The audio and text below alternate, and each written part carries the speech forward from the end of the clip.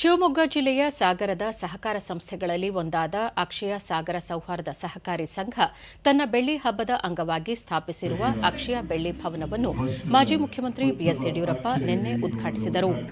ಕಾರ್ಯಕ್ರಮದಲ್ಲಿ ಶಿವಮೊಗ್ಗ ಜಿಲ್ಲೆಯ ಸಂಸದ ಬಿವೈ ರಾಘವೇಂದ್ರ, ಸಾಗರ ವಿಧಾನಸಭಾ ಕ್ಷೇತ್ರದ ಶಾಸಕ ಗೋಪಾಲಕೃಷ್ಣ ಬೇಲೂರ್, ಬ್ಯಾಂಕಿನ ಅಧ್ಯಕ್ಷ ಜಿಬಿ ದಿನೇಶ್ ಬರೆದಹಳ್ಳಿ, ಶ್ರೀಶೈಲ ಮಠದ ಡಾ ಚನ್ನಸಿದ್ದರಾಮ ಪಂಡಿತಾಚಾರ್ಯ ಶಿವಾಚಾರ್ಯ ಮಹಾಸ್ವಾಮಿ ಹಾಗೂ ವಿವಿಧ ಮಠಗಳ ಶ್ರೀಗಳು ಉಪಸ್ಥಿತರಿದ್ದರು.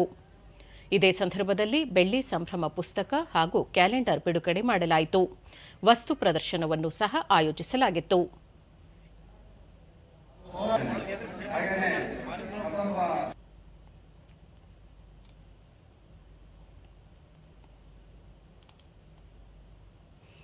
ಬಳಿಕ ಬಿಎಸ್ ಯಡಿಯೂರಪ್ಪ, ಗದಗ ಜಿಲ್ಲೆಯಲ್ಲಿ ಆರಂಭವಾದ ಸಹಕಾರಿ ಚಳವಳಿ ಅತ್ಯಂತ ಎತ್ತರಕ್ಕೆ ಬೆಳೆದು ರಾಜ್ಯಾದ್ಯಂತ ಸಹಕಾರಿ ಸಂಸ್ಥೆಗಳು ಹುಟ್ಟಿಕೊಂಡಿವೆ.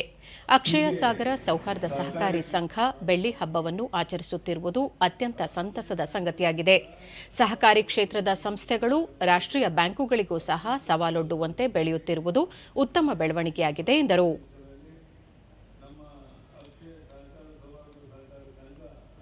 ಒಳ್ಳೆ ರೀತಿ ಬೆಳೆದು ಈ ಸಹಕಾರಿಗಳಿಗೆ ಅನುಕೂಲ ಮಾಡಿಕೊಡುವಂತ ಶಕ್ತಿ ಕೊಡಲಿ ಅಂತೇಳಿ ಡಾ ಚನ್ನಸಿದ್ದರಾಮ ಪಂಡಿತಾಚಾರ್ಯ ಶಿವಾಚಾರ್ಯ ಮಹಾಸ್ವಾಮಿ, ದೇಶದಲ್ಲಿ ಆರ್ಥಿಕ ಸಮಾನತೆಗಾಗಿ ಆರ್ಥಿಕ ಸಬಲೀಕರಣ ಬಹಳ ಮುಖ್ಯ. ಸಹಕಾರಿ ಸಂಸ್ಥೆಗಳು ಆರ್ಥಿಕ ಸಬಲೀಕರಣ ತರುವಲ್ಲಿ ಪ್ರಮುಖ ಪಾತ್ರ ವಹಿಸುತ್ತಿವೆ ಎಂದರು.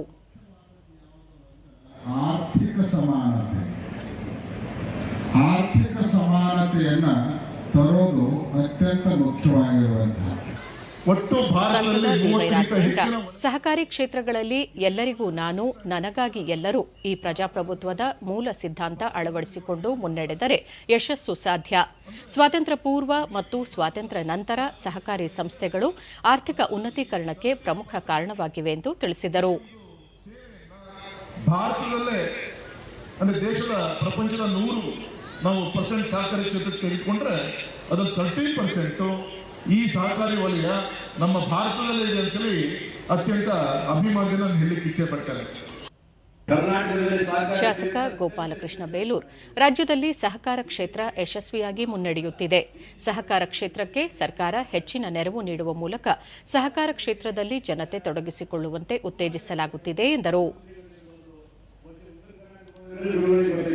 ಬಹಳಷ್ಟು ಜನ ಇವತ್ತು ಸಹಕಾರಿ ಕ್ಷೇತ್ರದಲ್ಲಿ ಮುಂದೆ ಆದರೂ ಸಹ ಅಧ್ಯಕ್ಷರಾಗಿ ಕೆಲಸವನ್ನು ಮಾಡಿದಂತ ನಾವು ನೋಡಿದ್ದೀವಿ.